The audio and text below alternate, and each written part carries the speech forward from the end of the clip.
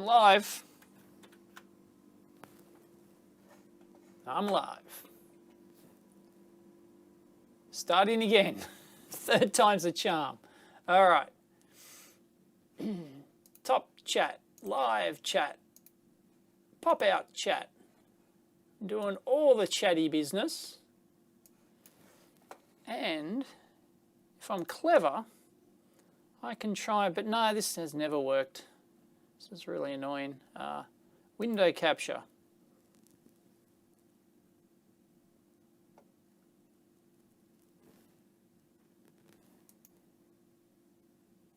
Oh. Oh no, it actually works for once. That's not what I want, actually. So I'll remove that.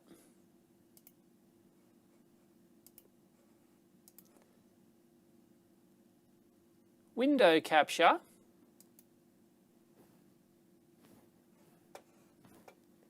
Nah, it's blank.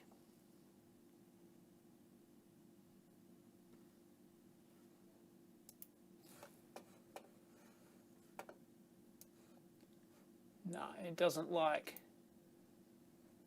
having working better now. Yep, I'll tell you in a sec what fixed it.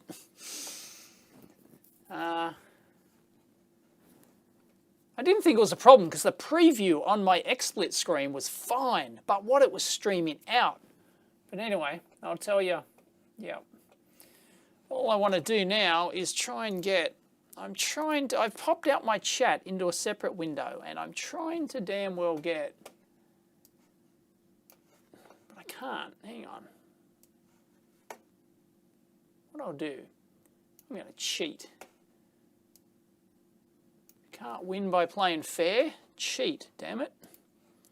So, window capture. Oh, light, oh no, hang on. Hey! No, there's nothing in there. Add source. I'm getting there. You have to do this for each one because each time you do a new instance of... got it! Got it!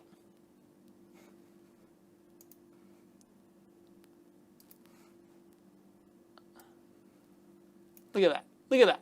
Look at that. Genius. Genius.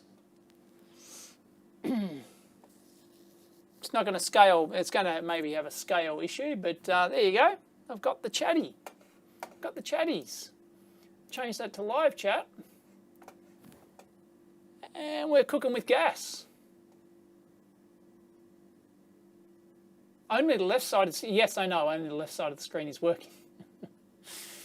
Because the one behind, if I turn on my Tagano microscope, we should find the image will pop up behind. Maybe. That's the plan. It's got a, my Tagano microscope actually has a dodgy USB connection on it. It's really, there it is. There it is. So, yeah, you can see the background is now, the background's my microscope. Oh, what am I doing? No. Yeah, you can see. Background is my microscope. There you go. Because that was already set up there. I didn't set a new like screen because I've got it set up. I have my little window and my Tagano microscope. So if you don't know, I've got my Tagano set up so that the Tagano microscope here has both USB and HDMI outputs. So USB 3, full 1080p, 60 frames per second over USB 3 and HDMI at the same time. So I feed the HDMI into a monitor so that just here, right in front of me, so that I can look at what I'm seeing on the microscope. And then at the same time, I capture the USB 3 and, well, I feed it as a video source directly into XSplit. And that's what, yeah, Cool. So that's 60, although I'm only streaming in 30 frames per second, but that's actually capturing that in 60 frames per second. My webcams, they're only 30 frames per second. Just got it sitting on the end of the bench. I might like stick them up on in the ceiling properly or something like that. Still setting up the lab, but there you go. That's what's going on there. So if no, there we go.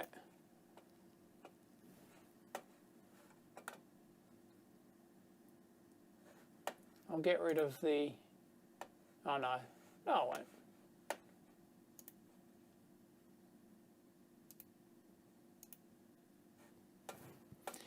I always had a problem capturing windows like this. So this pop-out chat, it always used to appear black, and now it's working, which is fantastic. Maybe they fixed it in an update of XSplit or something. But it wasn't just XSplit. No, it wasn't just XSplit. It also did in OBS as well. It'd give me a black window. Now, people would like to know, inquiring minds want to know what happened before, why it was a crap frame rate. Well, I'm streaming this on a dumpster PC. It's a HP, I don't know, it's a HP ProDesk dumpster PC.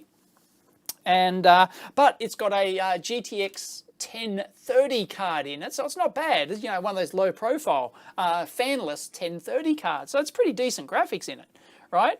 GT 1030. And but I've got multiple monitors here, and one of them, because I was mucking around, I haven't reconfigured it yet, was hooked up to the internal graphics card, the Intel HD 4600. So this machine effectively has two graphics cards, and one of the monitors, which happened to be set as the main Windows monitor, was plugged into the Intel 1080 card. And XSplit actually warns you about this. It says, hey, when you load up XSplit, which is my screen capture and streaming software, it's just like OBS. In fact, OBS copied the UI from XSplit. OBS used to look very different. Then they just copied the XSplit look and feel. Everything's almost identical. And but I use, anyway, paid version of XSplit. Just always have.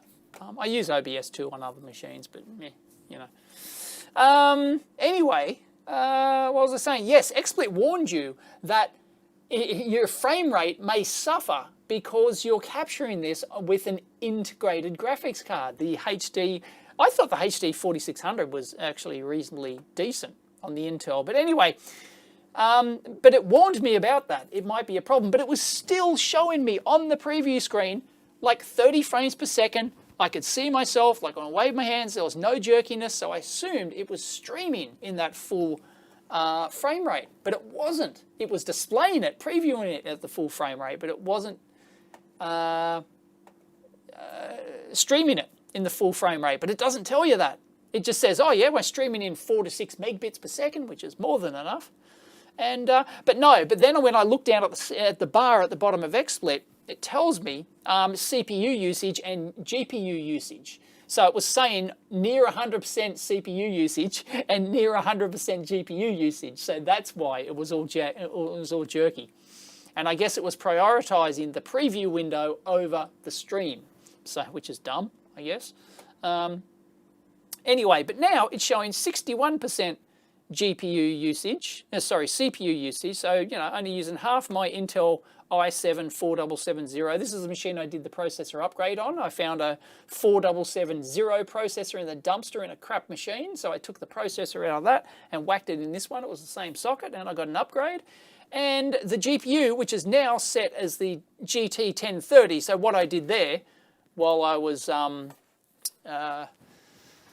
while I stopped the stream and started again, the GT 1030 is now only showing 37% usage, or 30%. It's got two numbers. I don't know why it's showing two percentages, but you know, 30% of the GPU. So it's not using much. Yeah, and it's only using 740 meg of memory. No workers. I think this machine's got 16 gig. So there you have it. That's the reason. That's the reason. It's just what I had my main monitor set to, the internal graphics card. Anyway, comments. Yes, I think YouTube allows you to stream 60 frames per second, doesn't it? I've streamed 60 frames per second to YouTube before. So it'll accept it. Whether or not it displays it to people as 60 frames per second in real time, I don't know. So, need to move the comments out of the way. Why? I like having the comments on there. I'm not going to do anything with the microscope. It's okay. Keep your pants on. Oh, actually that's stopped, has it? My microscope is frozen. I can still see it on the screen, but the capture. Yeah, oh no, there it is, it's back. Yeah, it's got a dicky. I swear it's got a dicky USB connection.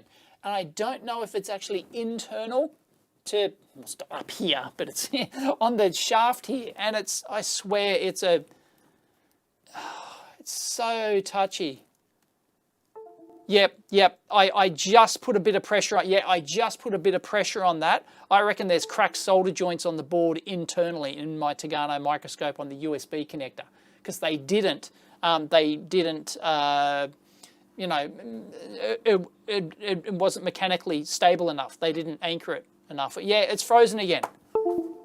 Yep. See, it's gone. Yeah. So I'll just switch that off. Anyway. Yeah, that's a problem. I could capture HDMI. I've got a HDMI capture device. I used to use this actually. So I could simply, but unfortunately this doesn't have like a feed, like a HDMI in out. This is a 4K AVIO. It's very good. They sent it to me. I did a review of it. It's a 4K capture. It'll do 60 frames per second, 4K or whatever. It's very good. So I could feed the output. I could do away with the USB and feed the HDMI into here, and then I can capture it on the machine, but then I can't display it on the monitor in real time, and that's what I want. You know, while I'm making videos here, I want to be able to look. I've got a big 22-inch monitor. I want to be able to see what I'm seeing on the microscope, but don't want to have to look over here at the preview, at the smaller preview stream or video capture window. I want, you know, I want both at the same time. So unfortunately, yeah, I might be able to take the Tagano apart and have a look at that, because I reckon there's a dodgy joint in there somewhere. Real pain in the ass. So anyway, yeah, I might do a repair video of that USB connection, Colin. Fix it. Yep. Yeah, I haven't even looked at how to take this Tagano apart. I don't even think there's any because it's on the back frame of it. Like, you know, it's just, yeah, like it's here. Yeah. Oh, am I going to Kamagutsa? We're going to Kamagutsa. There it is. The top one is the USB. Top one's the USB 3. And it's like, and it's in there, and it connects directly to the PCB, of course. And it's just dodgy as. I don't think it's the cable. Maybe I might try another cable, but I don't think so. I think I've had the issue for a long time. It's, yeah, because I think at one point, like, there might have been some physical abuse happened to that accidentally. So they're very precarious, sort of like hanging out there. So, yeah, I don't know how to take it all apart. I don't know. I'd have to have a look. Maybe it comes apart as a shell, as the back shell comes off or something. Don't know. Yeah, I could do a repair video. Cheap microscope. It ain't cheap. It's like $3,000 or something. It's very expensive. But damn, it's good. Damn, the Tagano is good. I mean, you know, I can do... See, I can... If I turn it on now, will it work? If I turn it on, will it work?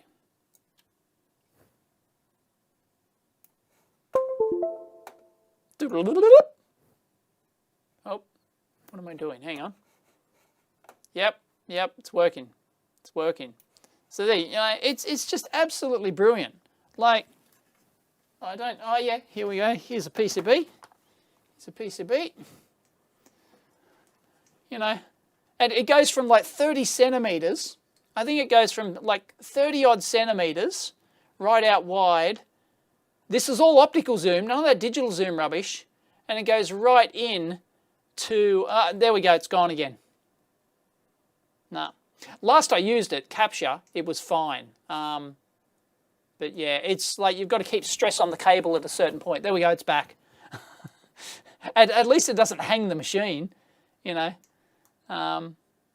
Yeah, And it can go, so it can go from 30 millimeters field of view, 30 centimeters field of view, to like, I think it's like 8 millimeters field of view. Oh, it's stopped again. Anyway, there you go. That's the Tagano. And it's great. If you have the means, I highly recommend picking one up. Name the movie. Name the movie that line is from. Name the 80s movie that line is from. If you have the means, I highly recommend picking one up. I think that's the exact line. Come on. First person that gets it wins the internet. What watch am I wearing?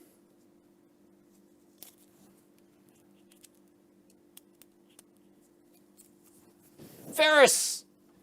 S. Baxter wins the internet. It is so choice. I highly recommend picking one up. He's talking about the Ferrari 250 GT California. Less than 100 were made. What watch am I wearing? Focus, you bastard. There you go. It's a Citizen Eco Drive. Solar powered. Oh, God. Solar powered. Ah, come on. Focus, you bastard. Was focused before. Anyway, Citizen Eco Drive. And yes, solar powered. The thing I like about it is that it's really thin.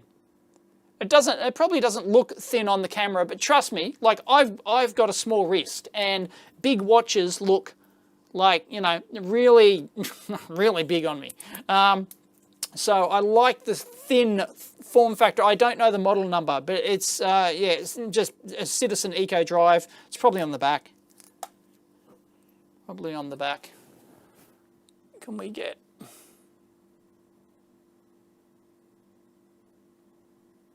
Can anyone pull a number off that?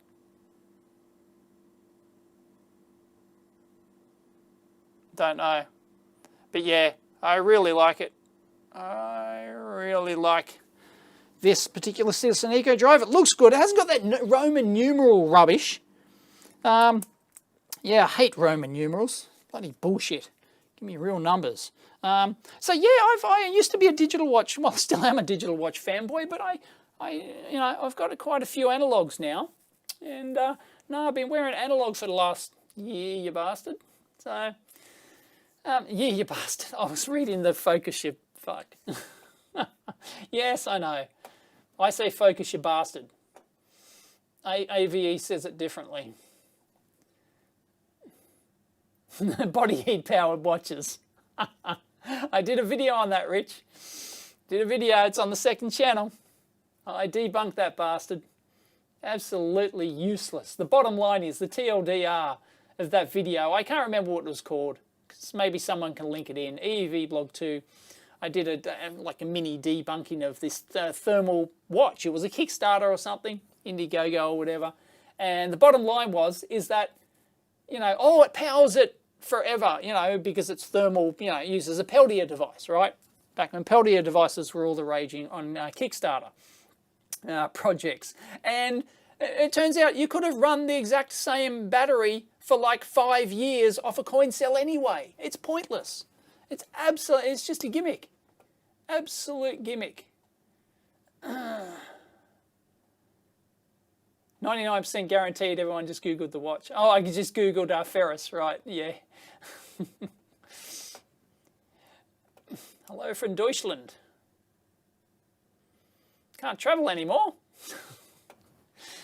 Even if well, no, you can, but geez, you know, it's like if you come to Australia, you've got to wait 2 weeks. You know, you can come to Australia, I believe.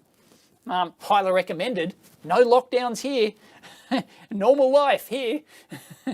No masks. Everyone's living a normal life. We shake hands. We hug. Everything's, you know, hunky-dory at the moment. Yep. So highly recommend. But you've got to wait 2 weeks. I believe they'll force you into hotel quarantine for 2 weeks. And but once the 2 weeks is up, yep, you live a normal, carefree life here. Can't even read analog clocks. Yeah. Yeah, we're teaching Huxley at the moment. He's 5. We're teaching him how to read an analog clock. Yeah, no. Well, No, I haven't done much. The thing is, little things take time. Clean up. That's what this video is going to be about. I'm probably going to, maybe an hour's time, I'll bugger off unless the Why and Mrs. EV blog calls. Because I don't know what time I've got to go today. So she said it'll be way before my normal time of 2 o'clock on a Saturday, because she plays tennis. So I've got to go look after so I get the kids from 2 o'clock onwards, but she said she made it specific. It's going to be earlier today. She couldn't tell me what time, so I don't know. But I've got to go have lunch at midday. Geez, I'm hungry already. I'm on a diet. I have no idea why Oz has no COVID. They should try to figure it out. Well, it's a lot of factors, Matthew. Like, I was surprised that I thought, like Sydney I consider Sydney, I'm just not overpopulated, but geez, like a lot of people in Sydney complain about, look, everyone's moving to Sydney. When all the immigrants come here, it's fine, but they're all moving to Sydney, or Melbourne, And so the cities are just, Melbourne and Sydney are the only two places they're coming to. And, they're building these high-rise apartments everywhere, and it's becoming, dense, and to us, densely populated and overcrowded. You're starting to see the signs of it. But if you go check the list of the top 1,000 most populous, population dense cities in the world, Sydney, which is our biggest and most dense, is like 950 or something, 980 on the list. So we're barely even cracked the 1,000th in the world. If somebody wants to go pull up a link and put a link to that, just Google list of the most populous cities in the world. And Australia's, Sydney doesn't even crack the 1,000. So that has a lot to do with it.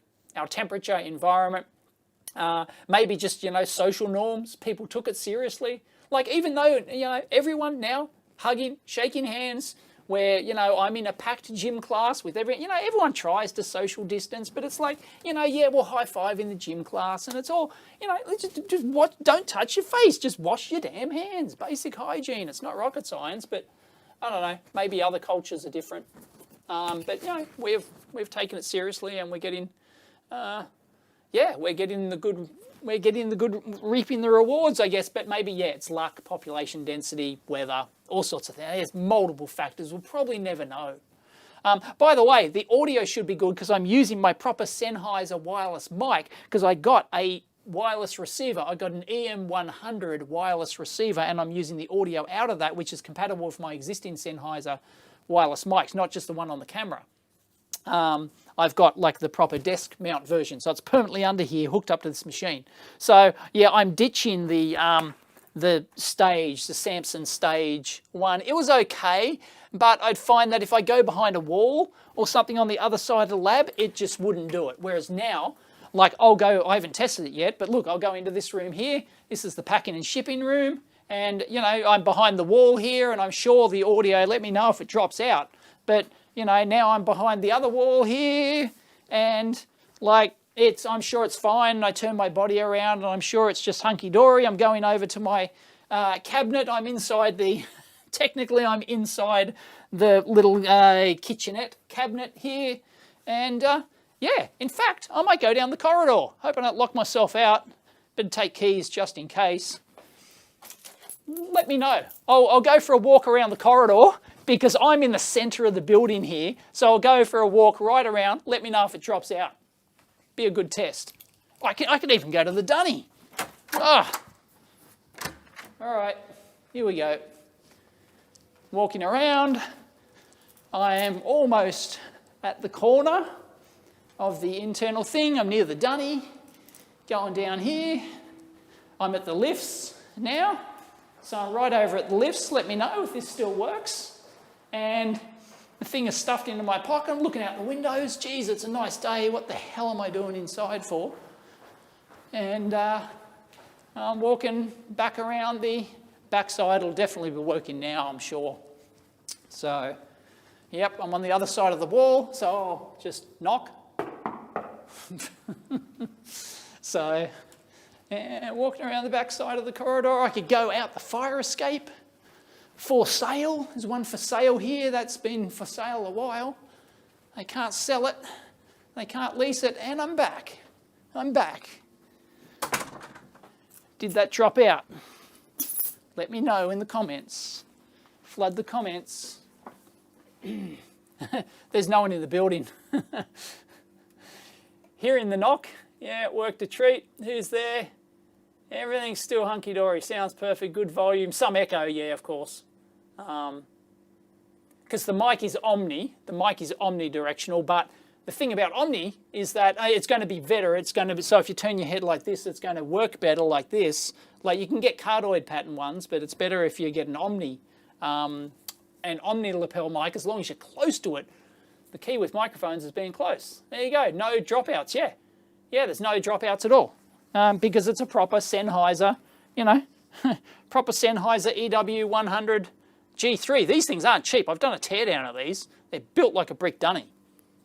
And sure I've done a teardown video somewhere. And yeah, these things are just absolutely fantastic. You know, you pay like $800 for a set of these. They're really expensive. And they work well. The cord on it, though, unfortunately, I've ordered a new mic because the cable on it's just, I think it's on its last legs. No, it uses 2 AA's.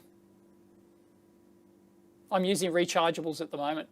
Go down to the dumpster and find, pretty sure it's not going to work down in the dumpster room. There's a lot of concrete between here and the dumpster room. Frequency, 626.3 megahertz, so band B. There's different bands. I believe band B is for Australia, to meet Australian compliance. Band B, the channel I use is 626.3, so if you're near enough, you could pick me up. And it's not encrypted. I believe they've got a new digital model. This is like the G3, I think there's a G4, is it digital? Through 2 concrete floors with those, yeah, probably, yeah, maybe. I think it might work if I go like outside the building, the base, like outside, but I don't think it'll work through 4 or 5 concrete floors, you know. Yes, you get what you pay for with mics. Yeah, absolutely.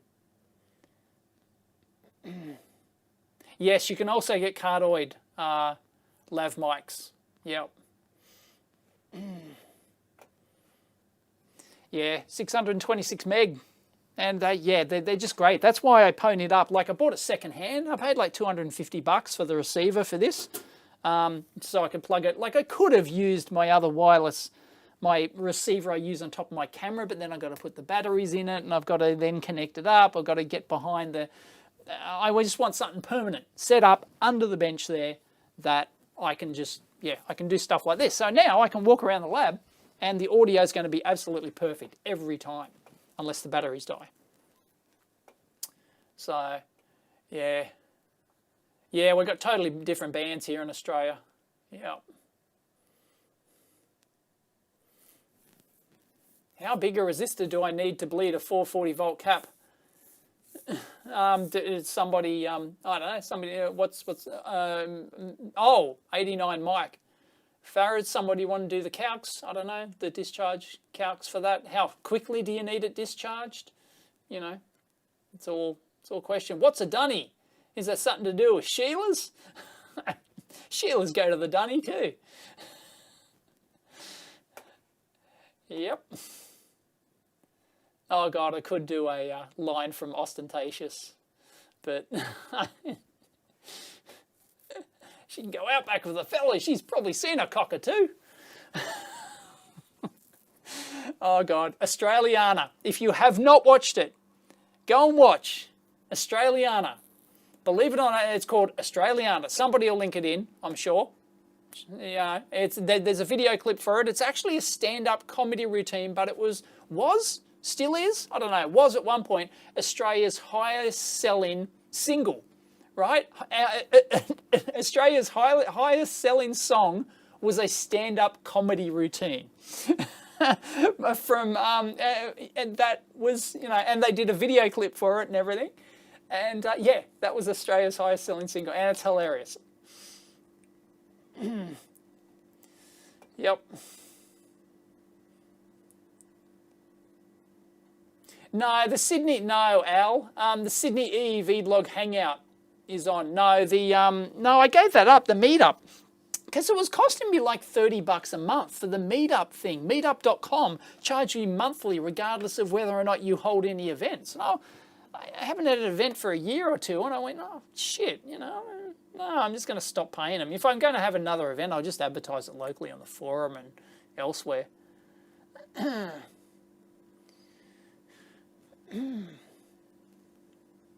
Yes, I follow space news. I'm a big space nut. Yes, I subscribe to many. Probably daily I watch a video, because there's so many space YouTubers now, and I subscribe to all of them. And, you know, there's an Aussie one, Matthew House.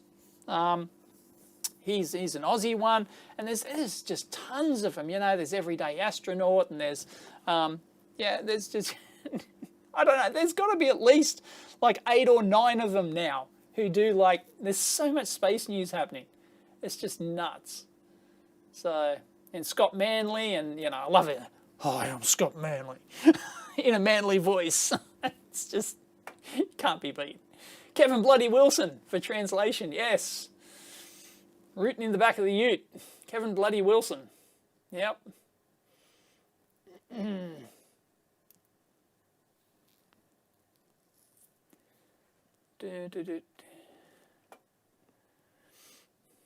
Is iced coffee still a thing there? My cousin I don't know. I don't drink coffee, let alone iced coffee. So, or iced tea. I don't drink tea, let alone iced tea. I don't know if it's still a thing. Sorry, wouldn't know. Not into that scene. Togs, New Zealand swim pants. Some people call them togs here, you know. But budgies, called budgies. Wear your pair of budgies, your budgie smugglers. Hey, Mike's in the house. I'm liking the Ionic a lot. Mike, it is brilliant. Never go back. Never go back to a petrol car. Although we've got both now. So, you know, sometimes I've got to drive the stinky car, as Mrs. EV Blog and the kids now call it. It's the stinky car because it stinks. Because the exhaust just stinks. And EPROM 9's in the house. I like tea, but then you're a pommy bastard. Yeah, I know. How's the channel going, EPROM 9? I don't think I've seen one of your videos. I think I'm subbed to your channel, but I probably don't have notifications turned on. Haven't seen one of your videos in a long time. Started an EE startup in my first year of college, thanks to all I've learned. Awesome. Well done. Yes, the Ionic's fantastic. I want to do more videos on it. I just, you know, I've been moving offices for the last month.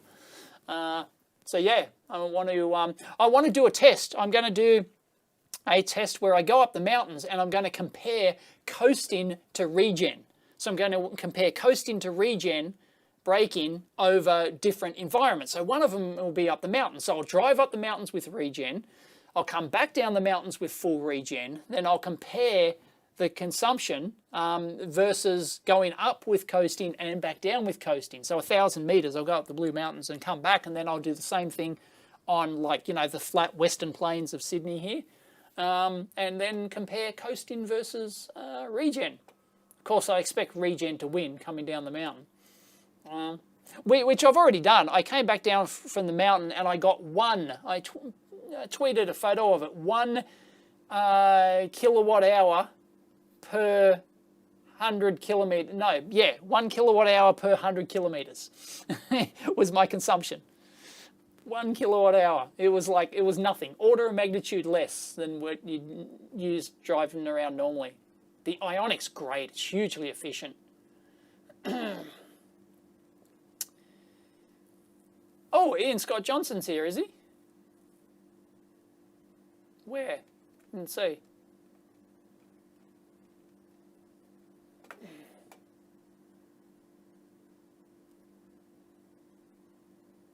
Oh, it's pretty dead on growth, is it, your channel? Okay. No, I was never skeptical about electric cars. I don't believe I was ever I'm skeptical about autonomous driving. That's bullshit. Not going to happen. For a long, long time. Truly, I'm talking truly autonomous driving. Not the stuff they have now that they call autonomous driving. The Ioniq will actually drive itself down the freeway. It'll take turns and everything. It's, you know, keep your hands on the wheel, but it'll keep you in the lane. But it's easy to trick. It's easy to trick it. So yeah. No, I'm not going to get someone to replace David too. I don't want another full-time employee.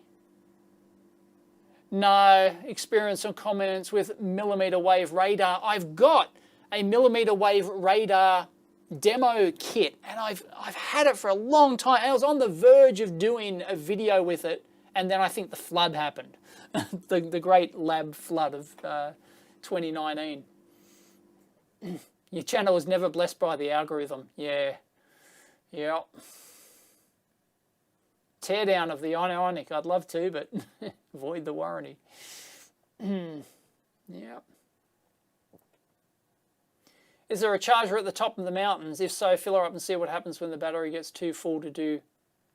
Oh, too full to do regen on the way down. Oh, right. Okay. Yeah. See what happens. Yeah, right. Interesting. That's interesting. I could fill it to 100%. And then on the way down, I assume it just turns regen off. Just goes into coast. Yeah, that's an interesting thing. Or do you already know and you just wanting me to find out, I guess. Yeah, I've never, because I only charge it to 80%. The only time it's ever been charged to 100%, this car, is when it was, when I got it. They filled it up to 100% when I actually drove it away. Had like 99% or something on it. So yeah, I only do 80%. For the fast charge, I've got it set to 90%, I think, for the fast charge. So, but it's got a stepped, pain in the ass, stepped fast charge, DC fast charge profile. I want to get data on that too. What do I think about liquid metal for thermal dissipation on chips? Well, I don't know anything about liquid metal for thermal dissipation on chips. On the top, liquid metal.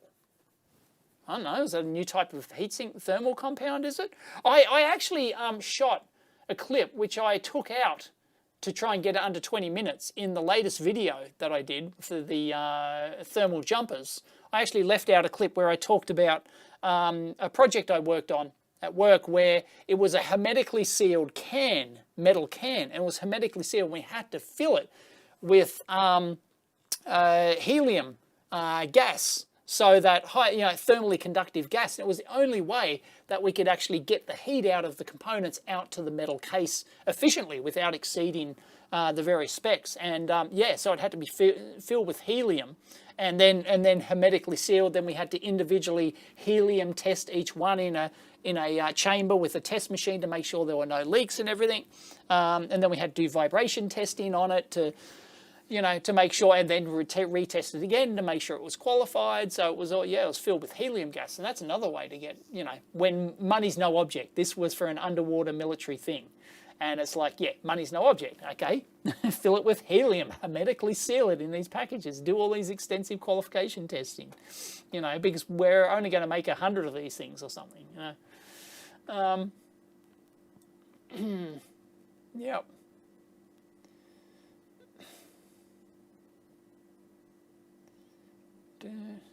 Flood then a virus. What next? I bet everyone in New South Wales is pleased to be the first jurisdiction in the entire world to put a tax on EVs next year. What? I haven't heard about this. What, a tax on EVs? Why? What? The New South Wales state government tax? Going to have to investigate that. Wow. Yeah, the bus confusing. I did a video on that when I was at the bus. I happened to see that very bus, the very bus that confused the Tesla camera autopilot thing. So, yeah. No mountains. Okay, so you haven't done it, Mike. Okay. Yeah, I've got the Blue Mountains. I was going to say 1,000 kilometres tall, 1,000 metres tall. Yeah, because I'm down, because Sydney is one big basin, so it's down at, almost sea level, like 50 metres above sea level, whatever. And then the Blue Mountains peaks at like 1,000, 1,050. at this main point. So I can just drive up there and go up and down and do all these controlled tests. So that'll be cool. So yeah, going to do that. And I thought it'd be interesting just to compare coasting to regen. But I expect regen, of course, to work going down and to be much better downhill. But coasting on the flat plains of Western Sydney might be better. Because it coasts really well. Because the Ioniq has a very low drag coefficient. Can't remember, like 0.26 or something. I don't know. Might be talking out my arse there. But it's very low, apparently. And it coasts really well.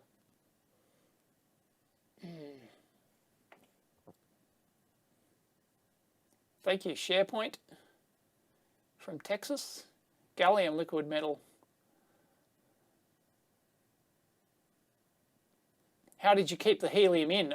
It was some welding process I wasn't privy to. I don't know. I can't remember. But yeah, it was helium filled. I believe it was helium.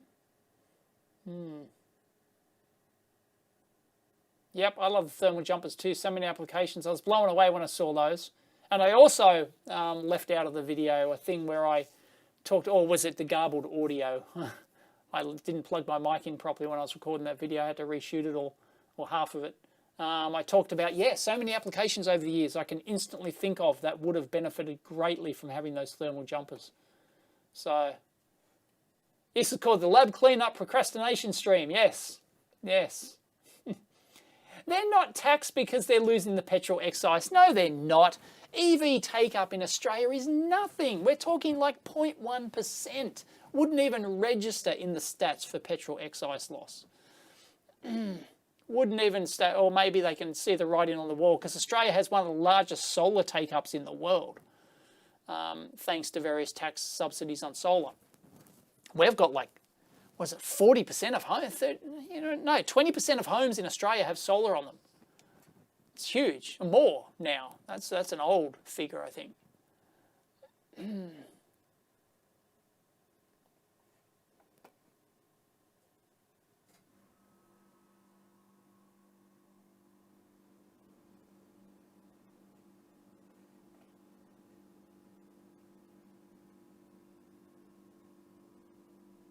I don't drive the car far, so the one charge will last a week, unless I'm going somewhere. One charge, it lasts a whole week.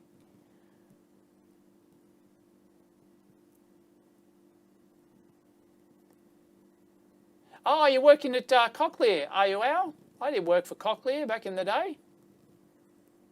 Not Chochlear. I assume you mean Cochlear. Implants for leaks. Yeah. Yep. Yeah, I worked on their new gen brain implantable battery, the undercranium battery thing. So I researched battery solutions and FPGA solutions for them, and low power FPGA solutions and stuff for them as a contract. I didn't actually work full time for Cochlear. I was under contract.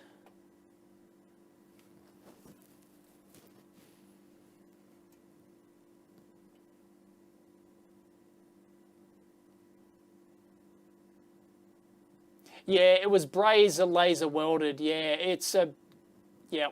It looked. I can visualize the weld on it, but I don't know about welding processes. But it looked like it looked like it was almost like solder welded. Like it was almost. I don't know if that's braze or laser welded, but I remember like all the little marks going sealing the end caps on the can, and yeah.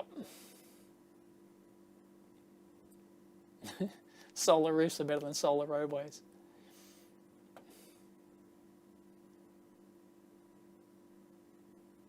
Oh, you tried to take the lid off the onboard charger on my Kona, but there was a nasty, sticky gasket that wouldn't budge. Yeah. No. Mrs. EV blog would kill me if I tried to do a tear down.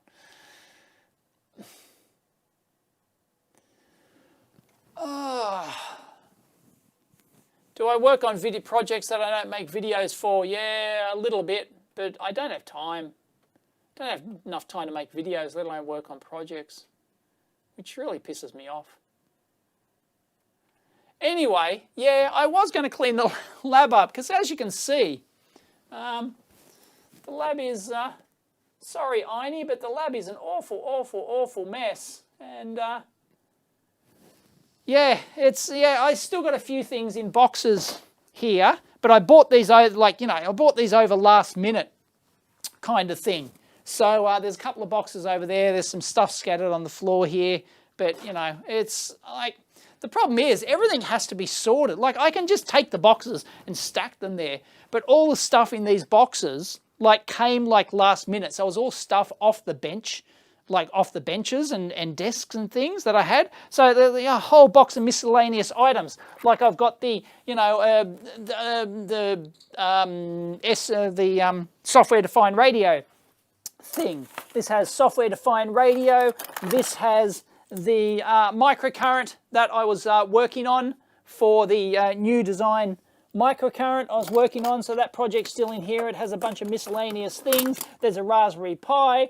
There's my RFI shielded box. There's, there's LCR tester in there because that happened to be on the box. And there's like a whole huge mix of things. So this has to, there is that millimeter wave thing. Demo project is in one of these boxes, a little oscilloscope. There's just, a ton of individual items. So you could spend, imagine having, okay, where's my Raspberry Pi box now, right? I've got to put away the Raspberry Pi. I've got to put away this, that, 20 different items in there. You've got to find the exact location for. It's nuts. Of course, can you see the, yes, you can see the equipment. Yeah, it's quite wide angle. So all the gear, almost none of this is actually hooked up yet. So I've put it all there in the locations that I want them, but I haven't wired up the power cords yet. So all the power boards and the power cords. So it's there's 25 instruments or something. It's nuts. Maybe I won't plug them all in, but most of it is going to be permanently plugged in. So, and then I've got all the cases of instruments. I'm going to leave those up there. I like that. I've got a whole bunch of oscilloscopes. I've got a whole bunch of stuff I'm going to eBay. I've got a bunch of scopes and things. And yeah, it's just nuts. Anyway, that is my stock room in there. So I'm not sure if you can see that. There it is. There's my packing and shipping room. So all the scopes there, they're probably all going to be eBayed or do whatever. There's some more stock and things up there I'm going to do. Got original boxes. But that's the packing and shipping room. And apart from that, it's basically, packing and shipping and eBay room. Everything's in there is going to eventually be sold. So that's the idea. That's the plan there. So, okay. I've got 2 new climbing harnesses or canyoning harnesses. So they're going to go to my storage bunker because that's where I keep all my canyoning gear. I still don't have, I've got to go to Bunnings to get more tubs for my new storage units. So I've got to figure out which ones I need. I'm probably just going to get the small ones, the narrow ones like that. So they're nice because you keep your leads in them. So I've got to figure out exactly what stuff I'm going to keep handy here. I've already got one that has all my camera gear and stuff. So that's in one of the tubs. So like this wireless mic comes from that camera tub. So I can just pull it out. Boom, I've got my wireless mic ready to go. How's the battery going on the wireless mic? Because I used it for recording the other day. Oh yeah, still got 2 bars. No wuckers. So, yep, and this bench here I still have to buy an anti-static mat that goes up. I don't know whether or not the mat that goes up the wall like that is going to be any good, whether or not it's going to look good, I don't know, or whether or not I should just get... I want a new mat. I'll just put it on top of this old existing mat, so it'll just be nice and clean. Yeah, but the whole idea is that I have this whole space is just permanently clean. But I've got a few meters. Oh yeah, got the new meter for those who haven't seen it. That's the new, there you go. That's the new BM786. the numbers confused me. The BM786. So, yep, it's brand new. I was supposed to start selling it like now. Well, actually last month, but yeah, it's they've had a few little last-minute issues and they're fixing it. So, yep, it is significantly bigger.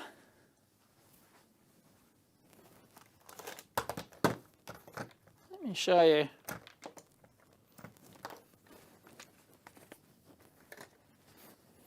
It is significantly bigger than the BM235. It's designed to compete with the Fluke 70 series because it's got the overmolded rubber on it. That's not a holster, that's overmolded rubber, and it's got the split. It's got the split down side rather than the complete overmold, rather than the holster. So it's overmolded like the Fluke 70 series. And it's, you know, upgraded cat rate, much better specs, 60,000 count. But it's, you can see, it's not as big as the Bryman, as the other Bryman, the 869, or what is it? The 869. Bloody confusing numbers. It's not as big. It's not as thick. Like, you know, there's quite a significant thickness. You know, this is like really slim, and yeah, it's very sexy. I like it. So that's an exclusive model for the EEV blog. There's a 789, which is a model above this. But because Bryman are very strict on their dealerships, their exclusive dealerships, they had to make this one specifically for me because there's an authorized Australian Bryman distributor. Try going to their website. Try finding them, first of all, and then try going to their website and try buying a Bryman multimeter from them. They're useless. Like, you got to get a quote. You know, you got to, like, there's no online shopping cart, no nothing. Like, you know, oh, I'd like one multimeter, please. Okay, we'll fax you a quote. You know, oh, useless, absolutely useless. 121 is your daily. Cool. Yep, I've just run out of 121s, so I'm gonna have to order more. There is a new, like the, oh God, oh, is it even here? Is it even here? I don't know, it might be in my box of multimeters, which I took to my store. Oh no, yeah. Anyway, there is a new model, technically, which they wanted me to look at. I had no input to it whatsoever. I won't tell you the model number, but it's a new Kane model. They'll be selling it under their Kane brand. And technically it's an upgrade to the 121 GW, but they started from firmware from scratch on that one, I think. So I don't know. And it's more expensive because it's got true power measurement, true energy measurement. It's got an energy measurement chip in it. So it'll do true phase measurement, and everything else has got it has a triple display. So it's more like the original concept of the 121 GW. I've done a video on that showing the original concept. So, yeah. How many 121 GWs have I sold? Oh, there was 2,000 from the original Kickstarter, wasn't there? Yeah, I think, yeah, the original order was 2,000. The Kickstarter was like 1,400, and I ordered something like that. I don't know. You know, there were 1,400 backers, but some people ordered two. So I think I ordered 2,000 meters for the original Kickstarter campaign, and then since then I've ordered, I don't know how many, probably another 2,000 of them. It's probably 4,000 121 GWs, I'd say. I don't know, 5,000, don't know. I don't know how many BM235s, they sell like hotcakes. I cannot keep enough of these in stock, especially at Amazon. Numbers of these I sell on Amazon at an inflated price. You can buy it cheaper because Amazon take 18%. For the fulfilled by Amazon thing, but you can get it the next, you know, same day or whatever, Amazon Prime. But yeah, it just sells like Jesus. It's crazy. Don't have enough time. They're big. You know, Amazon systems are telling me, please send another 240 meters immediately. I don't have 240. I've only got like 120 left. But I've ordered more. More are coming. Yes, the new one has the microcurrent chip. Yeah, the new design. Yeah. But I'm not like, I can't sell like the 121 and that one, because then I'll be selling 4 meters. Like I'd be selling the 235, and I can stop selling that. I got the new Bryman, the 121, and that new one. It's just, I think it's too many. So I'd either have to continue either selling the 121 or drop it in favor of this higher priced one. So I don't know. Yep. And they didn't tell me anything about it. It was like, here's this new meter. Would you like to sell it? So they went to the effort to do it in blue for me, and they put the model number, they put the EV Blog brand in. So I've got 2 prototypes of it. But I believe they haven't started selling it yet. But you can go to the Kane China website. Maybe it's there now, but last I looked it wasn't. The other one's the Kane 525. So if you search for it's the Kane 500 series. So if you search for the Kane 52, I think it's the 525. So that's their previous one they've had, and they want to expand it with this new one, which is also a Kane 500 series. Yeah, the Sanwa pocket meter is great, but unfortunately it wasn't popular. I discontinued it. I practically sold it at cost to get rid of them all. I did a big order on the Sanwa pocket multimeters, and people didn't want to pay a premium for a pocket multimeter. I think it's a great little pocket multimeter too, but yeah. The 121 GW is expensive. It's more expensive than I wanted.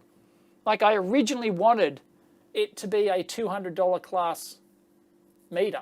But yeah, it's beyond that. Yeah, they just over the years of development, the price just kept going up and up, and the FOB cost is just yeah.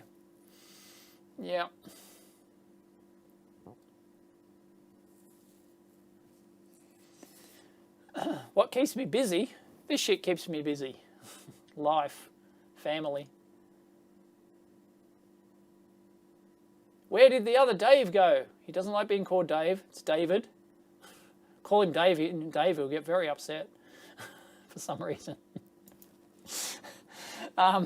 He left to form his own. He's doing his own consulting work, so his own consulting business, so to speak. Because he was always doing stuff on the side. He was working on, because he's young and single. He's like, he's got all the time in the world, right? So, he's got no commitments. It's easy. And he's doing his own consulting company. So yes, last I spoke to him, we do keep in touch, and he's doing contract work, stuff like that. So I guess you could hire him. But he doesn't have any presence. Like he doesn't have social media. He doesn't have a website. Well, no, he took his website down. He did have a website for his product that he was going to sell, and he never sold it. And the website's gone. So, yes, he's a bit elusive. So good luck trying to track him down. But I'm sure if you had a job for him, I could pass on your request.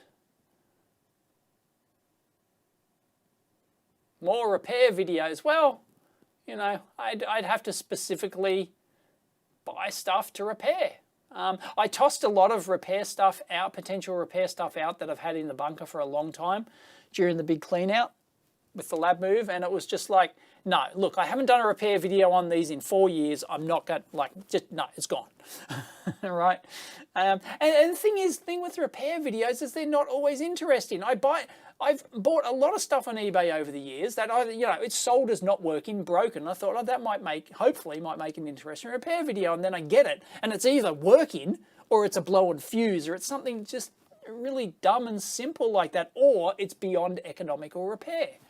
Like, it's been, the whole board has been taken out, like that dynamic signal analyzer I tried to fix, the HP dynamic signal analyzer. It looks like from all the evidence that the power supply just got absolutely neutered and took out like hundreds of chips on the board. Like it could be, could have even taken out like the same rail that I measured that went to blown op amps, right? I checked these op amps. They were actually blown. I tracked it down. Op amps were blown. And the same voltage rails that power the op amps also went to these custom gate array chips. It's like, holy shit, like, no way I'm going to spend an extra second trying to fix that. Once I knew that, it just wasn't going to happen. So, yeah, a good repair video is luck. So I don't know where Sharia gets all his repair stuff from. But I've spoken to him, and he doesn't always get lucky. You only see the lucky ones make it to video. Like, he gets other ones that, yeah, same as me. You buy something and it either works, or it's beyond economical repair, or it's a simple fix. Yeah. I've still got the Acorn Archimedes, yeah, but that's weren't all the tracks actually corroded away on the Acorn Archimedes? I don't think. Geez, you'd have to be so dedicated to try and fix that. Same with the Lisa, the Apple Lisa I've still got that. But yeah, it's like, it's all corroded away. All the traces, all the connections, all the sockets, all just, man, it's just so terrible.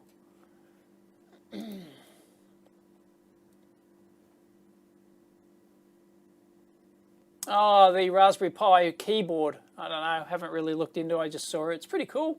Don't know why they didn't do it before. Seems obvious,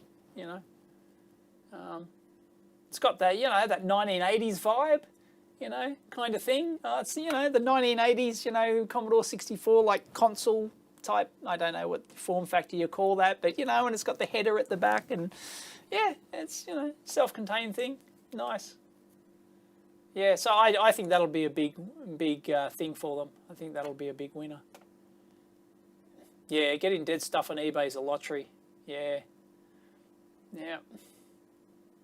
And it's so expensive to ship here. We just don't have the same access. This is why Sharia can get so much cool stuff. We just, like, I can't even dream of getting the stuff he gets here in Australia. You can't. Nobody wants to ship it to Australia. Or if it is, it's $500 to ship it.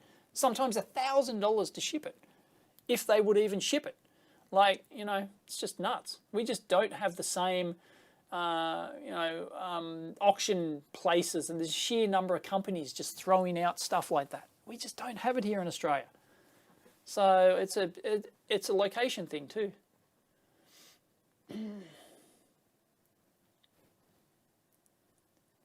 Signal analyzer tutorial video.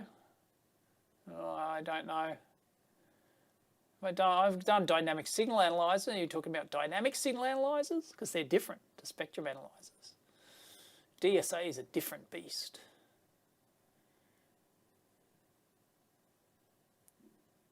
Mailbag. I've got a mailbag shelf.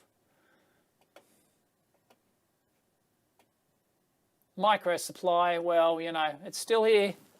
It's here. It is, just to remind me. And there's a box of micro supply parts. I don't know if it made it over here.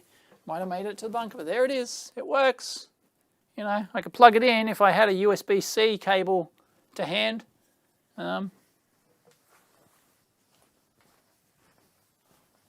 on. Oh, no, because I cleaned them up the other day. Oh, bloody hell. See, that's what happens when you clean up. I knew exactly where they were on the floor. Then I damn well cleaned up. And here we go. No, that's a no. No, bloody hell. Yeah, I could get out the tubs or whatever, but geez, no. No. USB-C, come on. Here we go.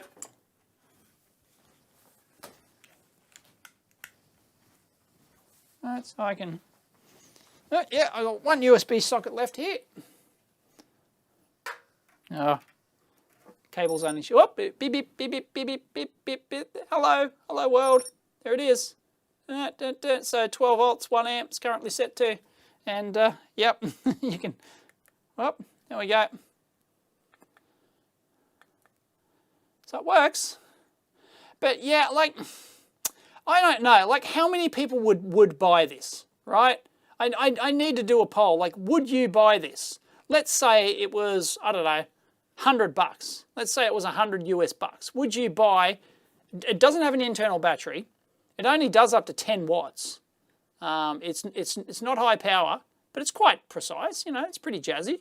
It can be controlled over a Skippy and, you know, the whole thing. I don't know. Would you buy something like that? Let me know, please, in the comments. So David too likes it, and he uses one daily. Yeah, you know, technically it works, but there's lots of issues. You know, but to get it into production, David says it probably needs a new transformer to go away from the planar transformer. So we have to investigate another transformer. Has to be properly thermal qualified and stuff like that. But yeah, it does actually work. I can use this as a power supply, and I occasionally have, and it works fine, right? So it's so it's finished, it's working, right? But to get it into production, and it's not just a matter of doing a Kickstarter, because then, holy shit, no, I'd want it to be really polished, ready to turnkey, straight into production. You don't like the form factor? Yeah, the whole idea of the form factor, Mike, is that it fits in your laptop bag. Like, the whole idea is that it's not designed for use on the bench. The whole idea is that it's portable. You slip it in your laptop bag, like, you know, and that's the whole idea. Is you take it out in the field when you need a power supply out in the field. So yeah, it's not for sitting on the bench. So if it was for sitting on the bench, you wouldn't even use this form factor. You know, you could just go for a box or whatever. You know, so yeah, even if it was just. And that was one of the designs over the years, was a box-based one with a 18650s in it, so that you could actually buy your own 18650s, because shipping batteries is actually an issue. So you could plug in your own 18650s or something like that. Shut up and take my money. What does it do? It's a power supply. It's constant current, constant voltage, lab power supply. It's like 0.2% accurate, it's like good enough. It's not real precision, but it's, near enough. Hit by 5. Yeah. Thing is, yeah, the whole idea, like we were at, before David left, the whole idea is that we had, I think, did we have enough parts to build like 10 of them or something?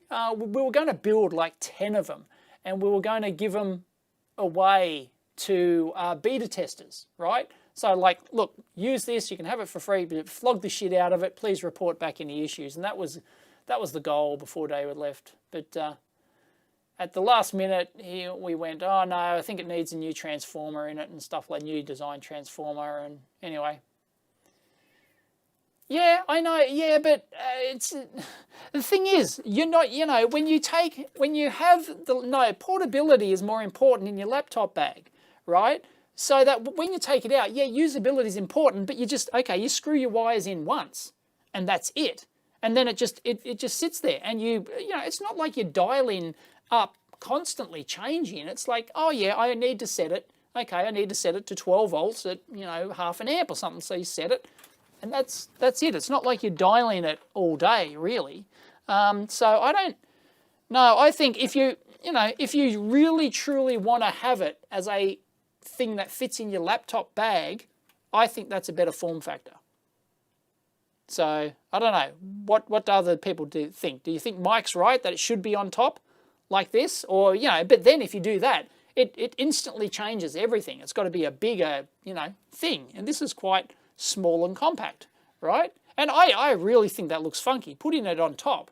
We did actually debate this. It was, quite a lot of thought went into it. And it's like, no, we're going to optimize it for going into a bag, right? And that's the whole idea. So that overrode that requirement overrode the, bench usability. Like that, because it's fine. You sit on a bench like that and you can use it. It's great. The viewing angle is fine. It's only the wires. You're not constantly plugging in and out the wires, or if you are, you just plug them in like that and you use the banana plugs, right?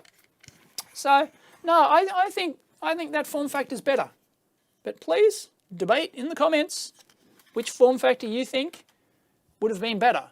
But given that, it would have been bigger if we had to put the terminals on the top, because you can't have a nice big display, a nice keypad like this, And the terminal, well, you know, I guess, okay, the case only has to come that much longer, right? Only has to come that much longer to then put the terminals on top. But I just think that's sexy.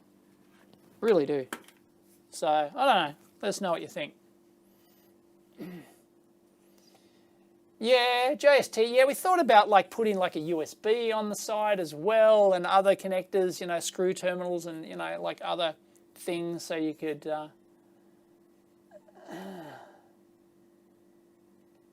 Why did David 2 leave again? Is because he just wanted to go do his own thing. Like, you know, he stayed longer than I thought he would.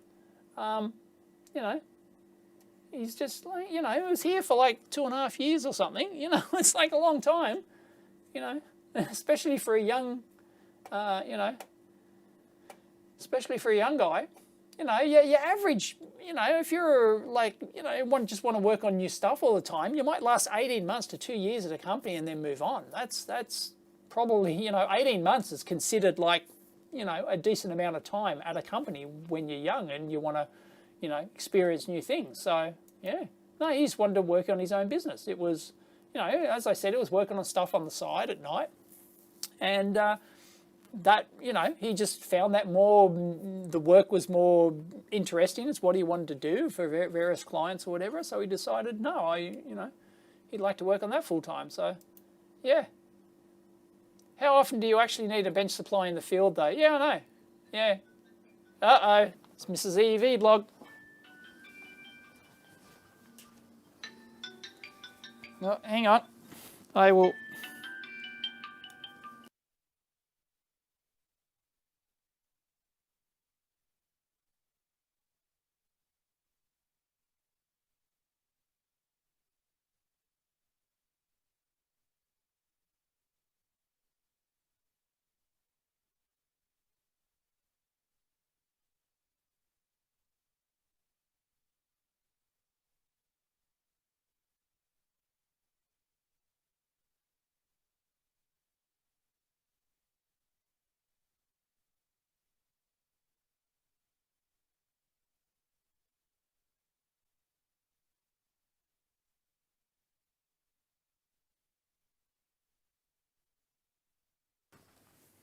Did that mute function work? I assume that mute function worked. So, oh, down to last battery.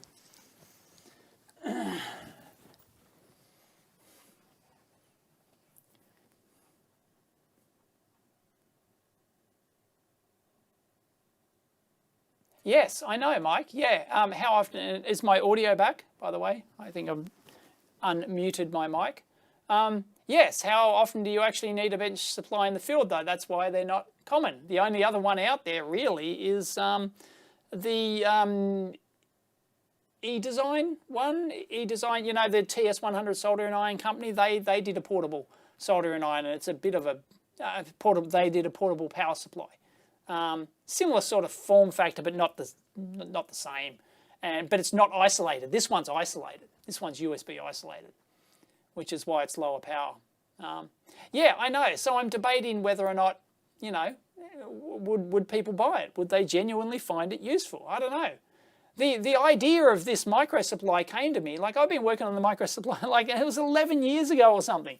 I can remember I was still working at Altium. I can remember it was the new Altium building, wasn't the old one. It was the new Altium building. So that dates it to, yeah, 11 years ago or something. Yeah, something like that. And it was the new Altium building, and the silicon chip editor, Leo Simpson, he dropped by. He dropped by Altium. I don't know, he just, you know, wanted to talk to Altium about some stuff. And he knew I worked there, so he found my cubicle, and he dropped by my cubicle. And I showed him the prototype of the microsupply I had at the time. And I thought it was almost finished, you know. So I was going to get it published as a project in Silicon Chip. Because had I started the blog at the time? I'm not sure I'd started. Yeah, this might have been before the blog. I don't know, I can't remember the exact timeline. But anyway, I showed it to him. He was very excited. And yeah, it was, you know, had knobs on it back then, had real knobs, you know, and had real knobs and a LED display. and everything. And it was similar thing. It was a USB portable power supply. You plug it in, and yeah, so yep. And I showed it to Leo, and since then I've just gone through various iterations. Just a hobby project. Don't know. So that's the thing. Like would it actually be popular? I could go to all the effort to try and get it into production and finish the damn thing. Even though the prototype works now, technically I could just, well, I can't just turn a key and get to produce this, but the company who did a lot of, who assembled the PCB, they were keen to do the whole thing, so I could go to them. Technically we've got everything. I could go to them and just say, make this, and they could do the mold, because the case, the custom case, this is all 100% everything's custom in it, everything. That's the problem. Even the connectors are custom. Connectors are custom, the case is custom, the heatsink inside is custom. I've done a video on that. The transformer's custom, the keypad's custom, the LCD is custom, everything in this bad boy is custom, right? But technically we have all this, right? And we could, I could just say, go and make this, right? It's actually this, because this is not a mold. This doesn't come from a mold. So this is like, I'm not sure how they prototype this. It's not a 3D printed thing, but it's not a injection molded part. So I can't remember the exact details. But yeah, it's so technically technically I could just produce this now, But yeah, it's like, but I can't compile the software, it's like, so I couldn't do anything myself. Well, not without a huge learning curve, like massive number of hours. Yeah, the Altium build is mine. Yep, I picked it up on the 1st of April. Why do you need isolator if you can run off a battery pack? Well, you may not run it off a battery pack, and that's the thing. You might run it off a laptop, or you might run it off a PC somewhere. Who knows, right? The whole idea was that it was isolated. Isolated's a good thing. So anyway, if you want a portable supply, you can get one from eDesign, but it's not even USB input. It's like, I don't think, is it? It's like 12-volt barrel jack or something. So, oh yeah, I've got to go at 1:30, by the way. So I want to go down and get some lunch as well. Because Mrs. E-Blog didn't make me a lunch today.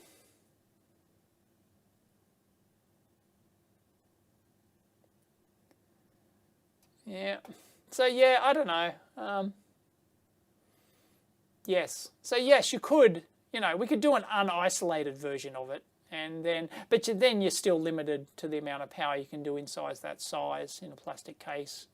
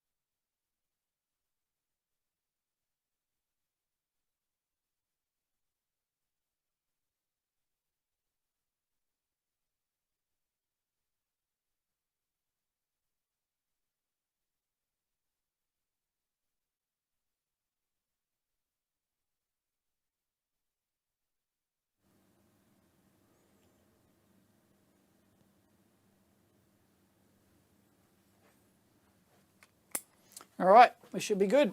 We back? Back from the future? Yep, battery. Rechargeable batteries. Anyway, what was I talking about? Yeah, the data logging, the microsupply data logging. As I don't know if I'm repeating myself, but yeah, there's half a dozen current measurement, product measurement, you know, and analyzers on the market. I've reviewed like 3 of them or something, and yeah, you've got to tailor it. One of the microsupply prototypes over the years was more optimized for product current measurement and data logging and stuff like that. But yeah, if you're going to do that, don't half-ass solution it. Actually, just design a proper power measurement product data logger analyzer thing, you know. So yeah, yep. Yes, I have no idea who Jagger Munyon is. Who's Jagger Munyon?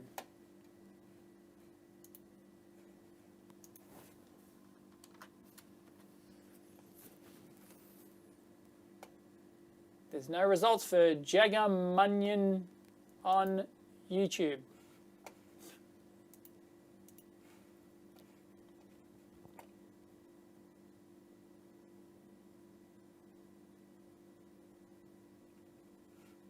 I assume, oh, hello? How's the, whoa, whoa, whoa, whoa, whoa, whoa, whoa. Oh, thank you very much for the super chat. Lost sound 3 minutes ago. Yeah, no audio. Al Amani. Oh, thanks, Al. I don't. Why didn't that pop up? That super chat didn't pop up. Oh, yeah. Okay, I wasn't. Okay, right. What? Right. Just turn on subtitle. Jesus, everyone. Sorry, I wasn't. The audio. The comments weren't scrolling. 5 minutes lost audio, yeah. So hopefully you got that second thing. If there's anything I missed, any question I missed that I tried to answer but there was no audio, let me know. One for live, one for scroll. Yes, I should. Yes, can you pop it out twice? Don't know. Let me try it. I assume you can.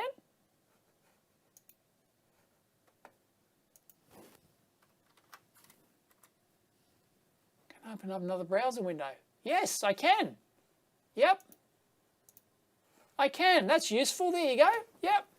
Hey, I've got a live scrolling chat, and a one I can then just yeah. Nice. Good call.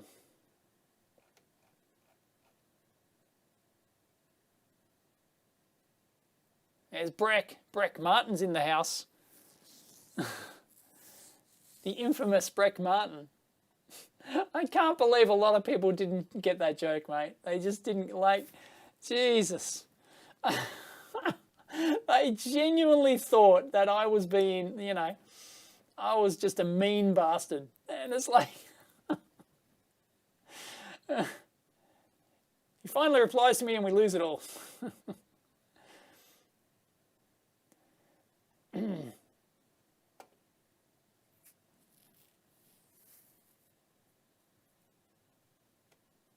Yeah, the thermal video I just did, the thermal jumper, wow! Should see the stats on that thing. It was like double what a popular video would get in like the first 10 minutes. So yeah, it's on target for big number of views. Wow. My clickbait title and thumbnail worked, I guess. Yeah, because I just thought, you know, look, it's probably not going to be that popular, you know. So, which was annoying because it took me a lot of effort to do it because I had to reshoot it. So, and edit the shit out of it to get another 20 minutes. So it doesn't, I wasn't that happy with it in the end actually, but, because I should have just, had more of a focus on that one. So it's a bit too much waffle. Oh, no super chat notification because I'm on EV blog. You are right. Thank you very much, Sandal Candle. Professional YouTuber me. Of course they aren't going to pop up. Of course the super chats aren't going to pop up because I'm not logged into my own channel. Oh.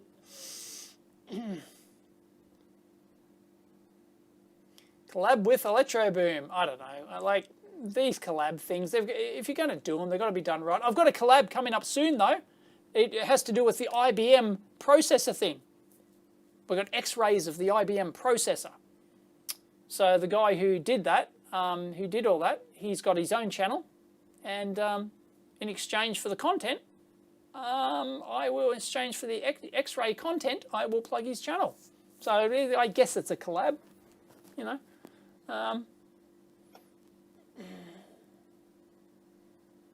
You'll never have another job that needs those jumpers now that I've found them. Yeah. Yeah.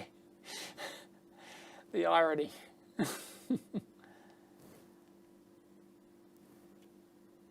No, you're not meant to be able to see my browser window. You can't see my browser window.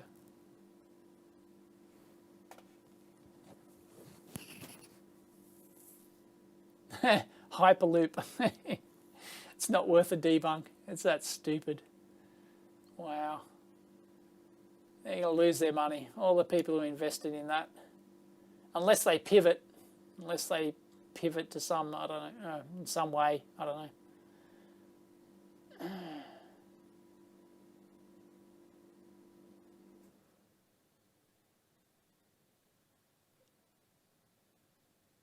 Oh, soft carry case back in stock. No, I have to order more of those.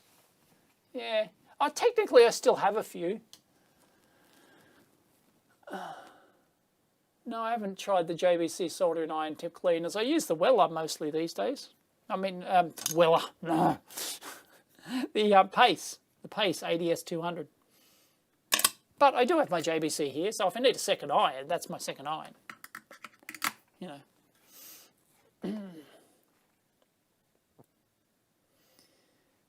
Yeah, you've got to do the collab, like the science YouTubers make an art out of doing the collaboration videos. They're amazing.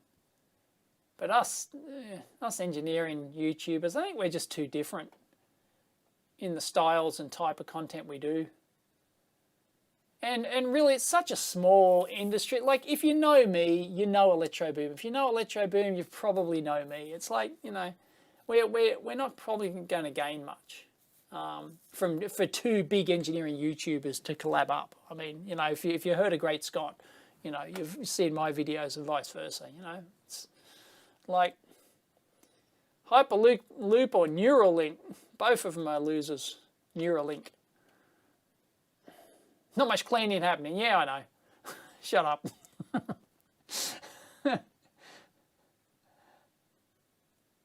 I talked about JCar before. I ran out. Thoughts on them and their business practices. Well, oh, you talking by business practices, you mean the Freetronics thing. Yeah, that was shit. That was shit. That was really bad. I know, what's his name? Harry Johnson. Spoken to him a few times. Maybe should do an interview with him. But apart from that, apart from their Freetronics thing, I don't mind JCar. No, we're not under lockdown. Would anybody be interested in, I thought about doing this, a lot of people don't believe that we're not in lockdown here in Sydney. Like here in Australia and particularly in Sydney. People don't believe, and people don't believe that people don't wear masks here. Or, you know, like 90% of people don't wear masks here. People just don't believe it. So I thought that I'd actually take my camera and I'd go down to a local shopping centre and just walk around. Would people want to see that? Would people want to see, like Second Channel, of course, you know, would people want to see me go to a local shopping centre and actually just wander around for 10 minutes and actually, you know, I can't go like this. I'd probably just hold it, you know, have I got my camera? I don't know. I'd probably just get the one, you know, hold it down here like this at ground level to make it look like I'm not filming people, you know, like a dickhead. Would people like to see that? Yeah, it's a bit dull, but would people like to, you know, yes, go now. I thought about going today. thought about going, to just jump on the metro and head to probably, Rouse Hill or somewhere like that, which has a big, open outdoor shopping centre kind of thing. Otherwise, I could go to, Castle Towers or something like that. And, I could go down to my local one here, but it's only small, So I thought, no, I'd, glasses with built-in camera. Yes, do it. Yeah, and share it with the world. Okay, good second channel video. Okay.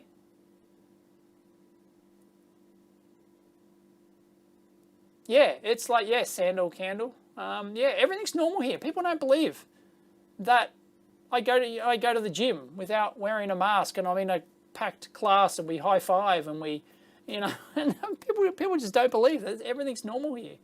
Practically normal, as normal as you could probably imagine it is.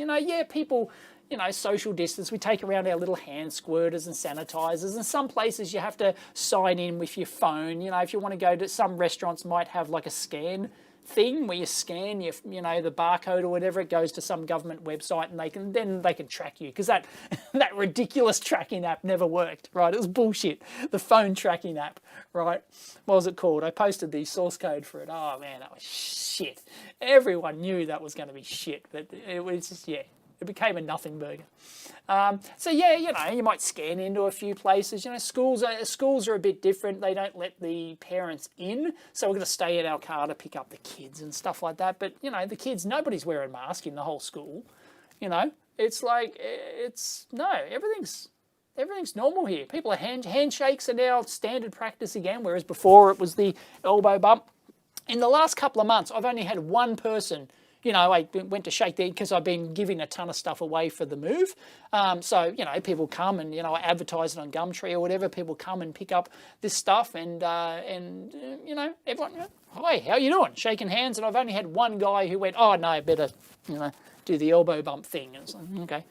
It's like odd now. If you do the elbow thing, it's like you're a weirdo now, because everything's so back to normal here. All right, I might do that. I'll have to... Maybe on Monday for lunch, I'll jump on the metro with my camera and I'll head out to maybe Rouse Hill or something like that. Although it's more crowded on weekends. Like I was there last weekend. I was there at Rouse Hill Shopping Centre. We had lunch at Rouse Hill Shopping Centre and it was packed. all the cafes, all the restaurants packed. You'd be lucky if you saw 5% masks, It's just not a thing. The people serving you, they're not wearing masks. Nobody's wearing masks. It's like high fives are practically suicide. Yeah. But then, I cop a lot of flack, but it's Twitter. You're going to cop flack on Twitter for anything you say. I post that wear no masks here in Sydney, because we're doing well. And everyone, how dare you? The COVID Karens come out and they bitch on Twitter. How dare you? Don't you know the rest of the world is, piss off. Sorry. But, We've worked hard and we're back to normal here, so, and don't you know it could flare up at any time? Yeah, I know that. Fucking tell me something I don't know.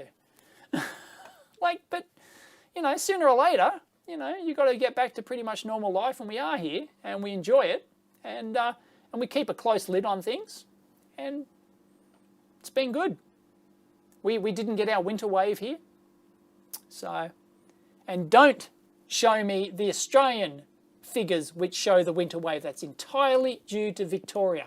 One state only in Australia, and in particular one city, Melbourne. That entire second wave, and it wasn't related to winter. It was related to other things. So, yeah. Yeah, I've heard that as well, Thomas. I don't take public transport anymore, but I've heard that 10% of people on trains. I think the official figure that came from Metro or something was like only 20% of people they've done surveys. Only like 20% of people on the trains in peak hour were wearing masks. So, yeah. Yep. Someone subscribed to EPROM 9. There you go. You're going to have to make more content now. The pressure's on. Yeah, the US is out of control. But yeah, sorry, we're normal here. Like we lead a normal life here. I don't know what else to say. It's like I don't want to rub it in, but it's like it needs to be pointed like it's a fact. And maybe other countries can look at what Australia's doing. I don't know, perhaps. But, you know, it's a combination. There's so many factors involved in this. We'll never know exactly what factors contributed what, you know, what amount of, you know, to the spread. It's just, yeah. Yep. Oh, okay, you do make content. YouTube doesn't notify anyone. Yeah. How do you goof it? How do you screw that up? I don't understand. I don't understand.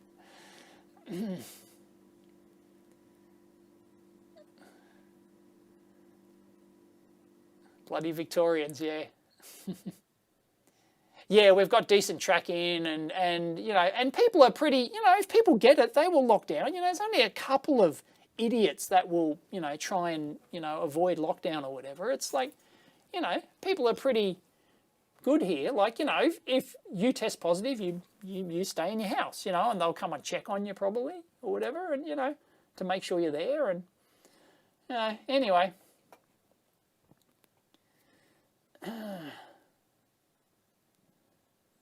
Oh, everyone likes to blame Trump for the whole thing, but, you know, it effectively comes down to states. You know, there's only so much power a president has. Even I know that as an Aussie, that the federal government has to, you know, state matter. It's, you know, very state-based in the US.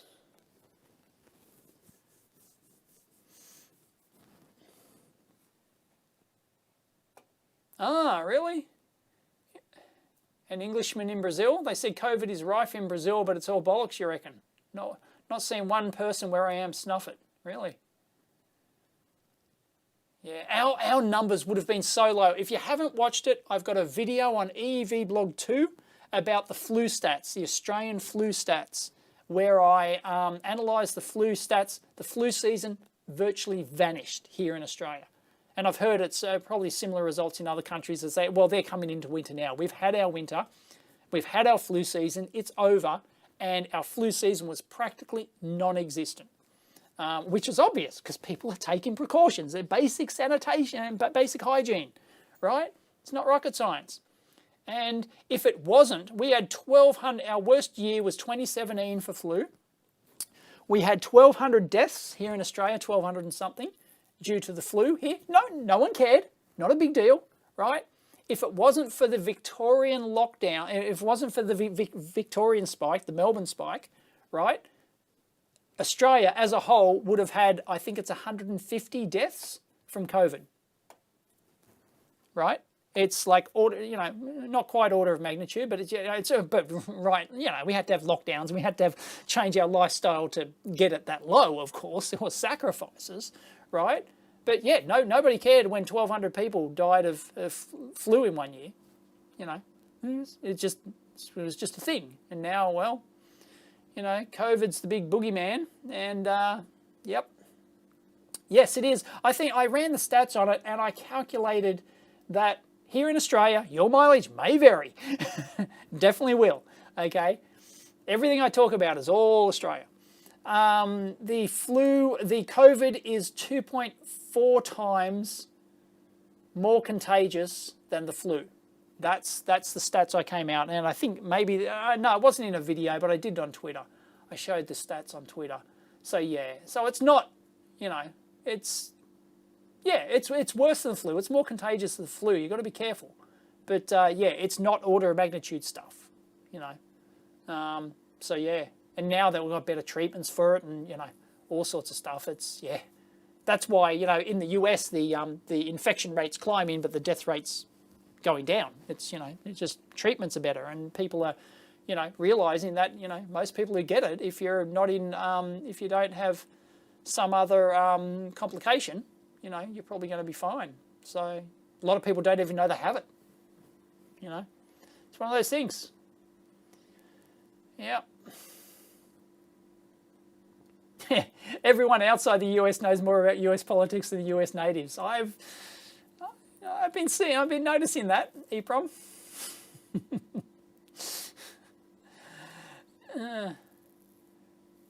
Yes, I'm not clueless on US politics.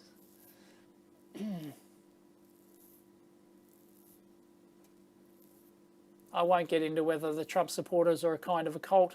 They're not. He's just a populist president. And I can see why he appeals to a lot of, like it or not, right? Like it or not, Trump got more votes than Obama did, right?